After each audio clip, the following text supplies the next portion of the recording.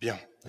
Bonjour, je remercie le président du CESE pour son accueil ici. Nous aimerions que l'AFE puisse un jour disposer de conditions de travail proches de celles que nous pouvons voir ici. Monsieur le ministre, en tant que ministre délégué aux Français de l'étranger, vous avez une tâche difficile.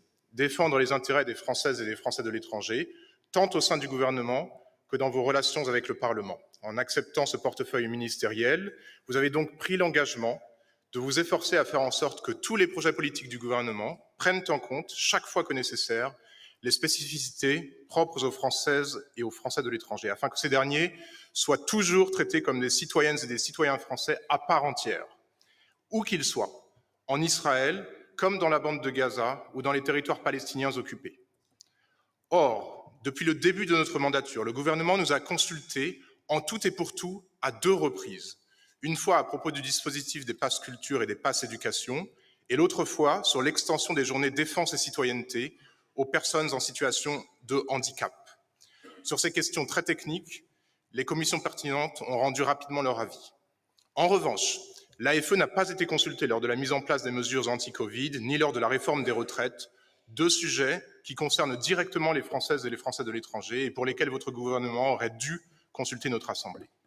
Plus récemment, comme l'a rappelé ma collègue, nous n'avons pas plus été consultés sur le relèvement de la contribution progressive de solidarité sur les bourses scolaires de 2 à 7 points, en parfaite contradiction avec les objectifs présidentiels de doublement de capacité du réseau d'enseignement français à l'étranger.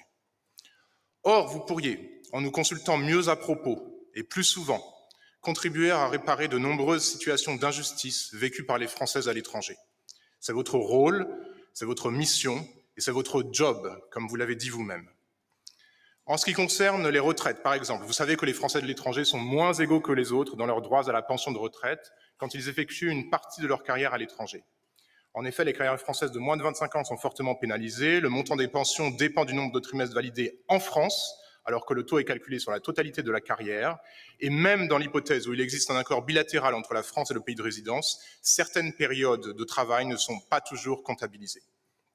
Votre rôle, Monsieur le Ministre, est de nous aider à mettre un terme aux inégalités dont nous sommes victimes eu égard aux autres Français.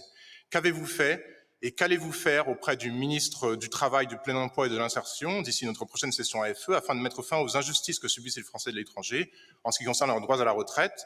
En particulier, allez-vous obtenir un jour du ministre Dussopt la création du groupe de travail de parlementaires que celui-ci avait pourtant promis le 3 mars 2022?